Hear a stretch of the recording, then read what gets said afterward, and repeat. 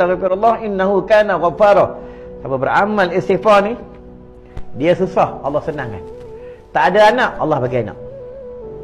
Ya. Ahli keluarga jauh, tak nak balik, balik ahli keluarga. Ni kelebihan astaghfirullah innahu kana ghaffara. Barang yang hilang, Allah jumpakan. Ya. Ni ulama bagi tahu ni, tuan-tuan. Ya. Kita ahli sunnah wal jamaah kena percaya dengan ulama. Tidak ada pada dalam hadis sebut al ulama warasatul anbiya, ulama itu pewaris nabi.